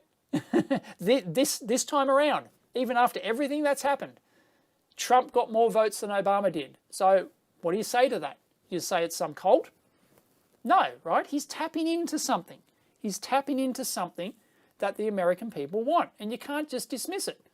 And the funny thing about this election is that, but Biden got more votes. Yeah, Biden won the popular vote by a long margin. There's still technically a chance Trump could still continue to be president. There's appeals going on. He has not declared it, like he's not conceded or anything, and there's court cases going on, but whatever. Anyway, people say, oh yeah, everyone voted for Biden. He's more popular by 4 million more votes or something. Not sure of the exact number, but yeah, he beat him by considerable margin in the popular vote. But the fact is, how many people voted actually for Biden? They didn't vote Biden. Like, nobody cares about Biden. Nobody. 10 people turn up to his rally. More cameras turn up to his rally than people turn up to his rally. Like, no one gives a shit about Biden, right? And probably the majority of Biden votes are because he's not Trump, right? They're like anti-Trump votes, right? So they're just Democrats voting Democrat because they've always voted Democrat, whatever, right? But yet nobody's enthused about Biden. People go, Biden's not more popular than Trump. You watch it, even if Trump's out of office, right? So just assuming Trump's out of office come January 20th, and Trump will still be more popular than Biden. The media will not he'll still be leading the headlines every day. No one's going to care about Biden. It's boring as batshit, right? Not to mention corrupt and all the rest of it. Holy shit, the mainstream media is not. If you're only watching the mainstream media, you don't have the story on the Biden situation. So anyway, yeah, nobody's voting for Biden. He's got the enthusiasm of a slug, It's sad. It's almost Weekend at Bernie's. It's weekend at it's weekend at Biden's. I've got to watch Weekend at Bernie's again. Anyway, last night I just watched Iron Sky 2. It's just great. What is it? The Jobbists. The Jobbists. If you haven't watched Iron Sky 2, you've got to watch the first Iron Sky, of course. But Iron Sky 2, the Jobbists, the Steve Colt, the Steve Jobs religion, and the Jobbists. It's so hilarious. Oh, it's just. Yes, I know I have an Odyssey channel. Yes, I set it up. At one point, I was the 5th biggest channel on all of Library / Odyssey. Yeah, I'm one of their big proponents. I've done videos. I link to Odyssey. Yeah. Go and subscribe to me on Odyssey. I got like 40,000. Last I checked, like 40-something thousand subscribers on Odyssey. Library / Library. Odyssey's their new sort of interface platform, but it's still running on Library. Yeah. Yeah. Anyway, yeah, nobody gives a shit about it. Come on, can anyone on this stream genuinely tell me that you're enthusiastic about Biden, that you love him so much that you couldn't imagine voting for him and anyone else, and Kamala Harris? Come on, nobody. It's an anti-Trump vote. So yeah, but those who vote for Trump, a huge percentage of those who vote for Trump really love him, and they love the populist, the whole populist thing. So I wouldn't call it I'd be wary to call it a cult. I don't. It's popularism. It's nationalism. It's or whatever descriptive you want to. I'm no wordsmith when it comes to those sorts of things, but. Yeah, it's, oh no, Trump's, I think Biden's massing Trump isn't. No, but they haven't found anything. They haven't pinned him with anything. So after years, he's very good. Trump has a million things wrong with him. But that doesn't mean people don't like him. People love him. And they love him in spite of that. They know that he might, he's corrupt or does whatever. Maybe corrupt isn't the right, he's just a sleazy businessman. you know. But he certainly seems to love America, and yeah, that's why people love him. He's a very nationalist president, and Trump is essentially an independent. Trump's not a Republican. He used to be a Democrat, and then he was an independent. Go look at his history. He's no Republican. He's no true Republican. No old guard Republican. That's bullshit, right? Trump is about as independent as you get. Probably the last independent president, Reagan, maybe, before his second term, I guess. Reagan was originally, because he was a politician of some description briefly, wasn't he, somewhere? But, it was probably Reagan was probably the last kind of like independent, but because, nobody owns Trump, and that's what they don't like. Even the Republicans don't like it. Some of the Republican guard don't like it because even though he has the most Republican support in history, I think, for a long time, in partisan support, I think he's, a lot of them don't like him because because he can't be bought, he's just this independent. Anyway, Trump is a Trumplican. Trumplican, nothing else. Yeah. And yeah, you can say all you want, but people genuinely like him. And whether or not, you can't just dismiss that. So any American who thinks it's made, the Trump popularism movement or whatever you want to call it is going to magically go away because he loses office. Oh, you're kidding yourself. No. Watch it come back in 2024.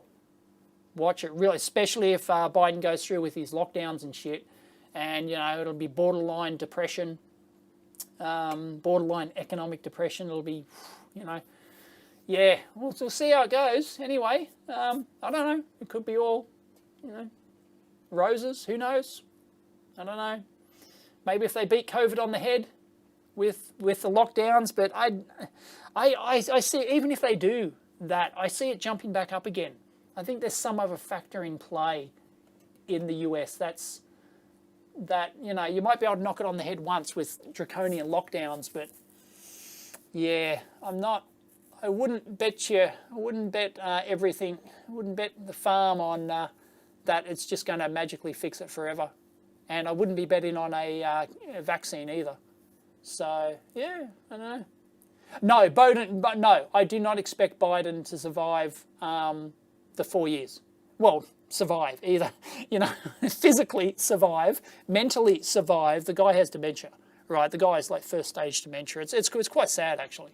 I don't know what drugs they're putting him on to keep him, hyped up. If Biden's ever hyped, really. But yeah, no. I don't expect him to. Hasn't he already said he's not going to contest a second term? Like it's, he's only going to be a one-term president. And didn't the New York Times famously say that, Joe, all we need you to do is survive. That's it. Doesn't matter what your platform, what your policies are, I just need you to survive. So somebody has someone to vote against. Trump run 2 electric boogaloo, you think in 2024. Trump and Biden might both be dead by 2024. Yeah, but who I think is probably who would be backed by the Republican Party and probably could run in 2024 is Tucker Carlson. He has the gift of the gab and the backing to, I think, probably run for 2024. So it wouldn't surprise me. Wouldn't surprise me if he ran in 2024. Yeah, how people don't see Biden is suffering from severe dementia is beyond me. Yeah, it's quite sad they're using him. I think it's very sad. It's nothing to joke about. I think it's quite sad. Yeah.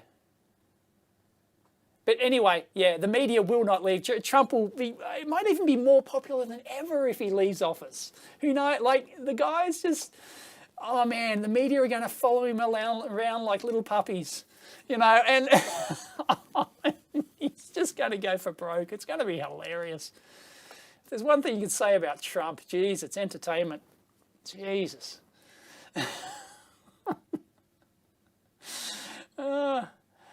Yeah, anyway. Biden is in better physical shape than Trump. It might be in better physical shape, but he's not in better mental shape.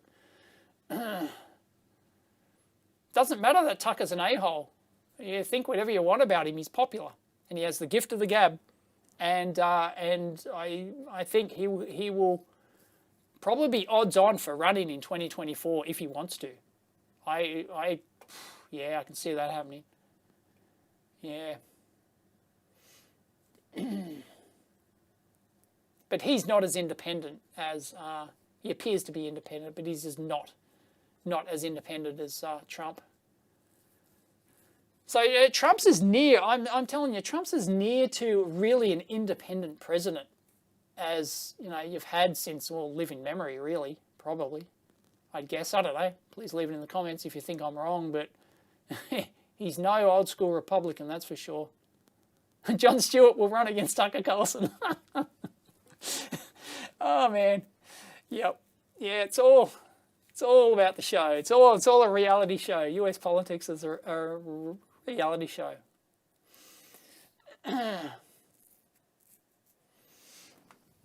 Yep. Enough politics. Yeah. Yep. Let's trash the two-party system. I agree. Hate two-party system. I hate that there's nobody local in my electorate. I've been thinking about running for my local electorate just so I can vote for myself as an independent. Because there's no independent in my local electorate. No federal member, no federal independent runner. Thinking about running. Hands up if you think I should run for Parliament. Just as a joke, just for shits and giggles, so I can vote for myself.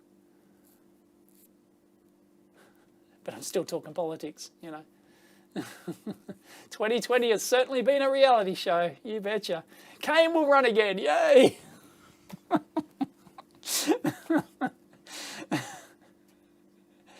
Me for PM, no, I'd run it as a dictatorship. It's the only way to get stuff done. So, yeah, go for it. Do it, run! What would I would like crowdsource what my the opinion on which photo I'd use for my official banner thing. What photo I could use to John Cadigan. I watch John's videos. He's a character. Yeah. No, there's several independent members of our parliament. We have several independent members in our parliament. They have made it in. The effective electric party.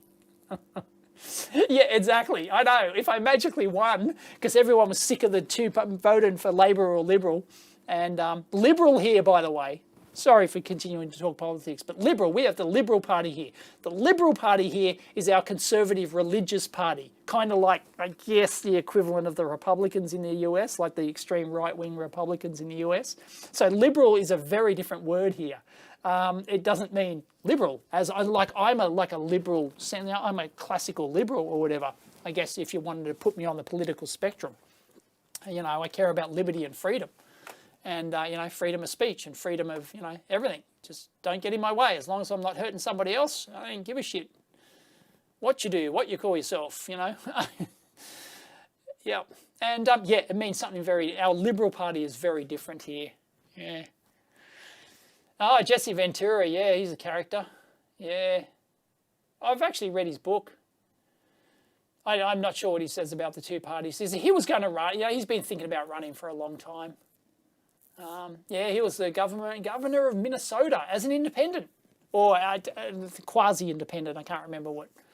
Technically, it might have been a party, but yeah, he got in as the governor of Minnesota. Yeah, Nick. Yeah. Yep, we do have independence here in Australia. So join the Science Party. Yep. Yes, a friend of mine. He ran for the Science Party. Parliamentary speech while doing a tear down on the microphone. Yeah, but that's the thing. If I accidentally won, shit, I'd have to actually, do a day job. Okay, I got to. I think I'll call it quits. I'm gonna go have some lunch. Yeah, Labour here, the Labour Party is generally being considered the progressive party, i.e. pro-gay rights and all that sort of stuff. Yeah, but not too progressive. Yeah, yeah, it's kind of backwards here. It's really weird. Thoughts on Big Brother? Yep, it's bullshit. People don't resist it enough. People just don't care. You know, people just don't give a shit. Holy shit, you know. Oh, if you got nothing to hide, you got why, you know, piss off, man. Think for, you know, have an original thought in your head about what it could lead to. My God. Yeah, politics in the UK is a shit show, yeah. There were way too many parties here. There were the rules back in, like, I'm talking 8 years ago or something. Like, there was, because all you had to do was get like 100 signatures or something, and you could form a proper political party, and they put you on the ballot. And the ballot got 1.5 meters long. It was like this long. It was ridiculous.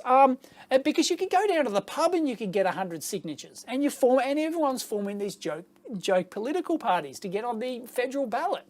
And yeah, so they changed the rules. I think it's like 500 now or 1,000 or something. It's harder. So you can't just go down to the pubs with your mates and get 100 signatures or whatever and start your political party. So, yeah. Oh, isn't pro-gay rights a done deal these days? I mean, you know, doesn't everyone do that? Yeah.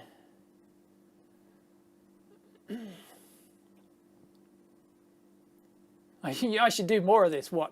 Talk about politics. It's a political rant channel. Thank you very much, Rusty. Good name, Rusty. Just reminds me of Rusty Griswold, you know, from the European National Lampoon's European Vacation.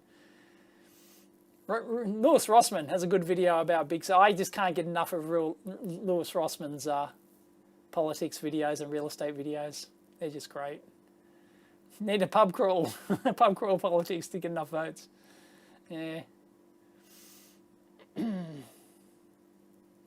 Yes, Australian government. Yeah, there's a right to repair thing here. I don't know how far it's proceeded. There was a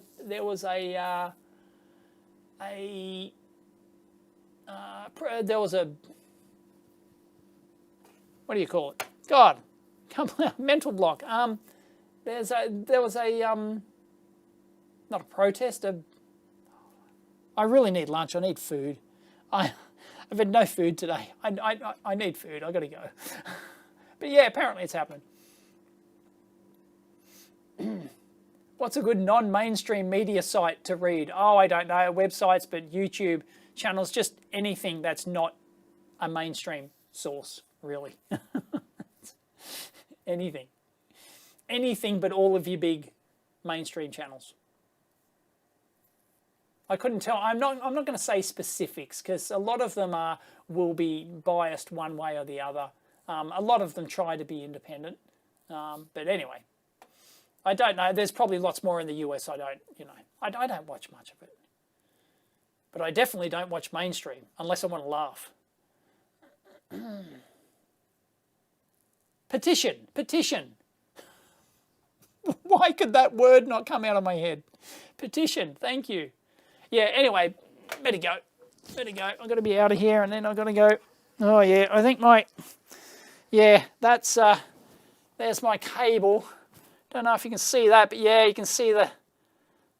It's had one too many drops, you know, when I've been putting this on guests and things, you know, the guests would take it off and they drop, or I drop it and take it and, you know, it's like, it's really coming out. You can see the braid on there.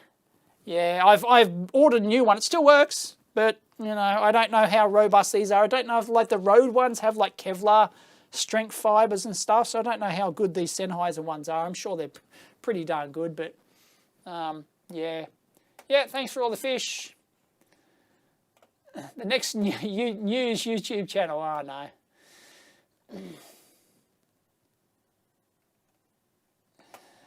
Yeah. Yes, I need food. Anyway, yep. Cool. Thanks for joining me. Did a lot of cleanup, obviously, you know. Catch you next time.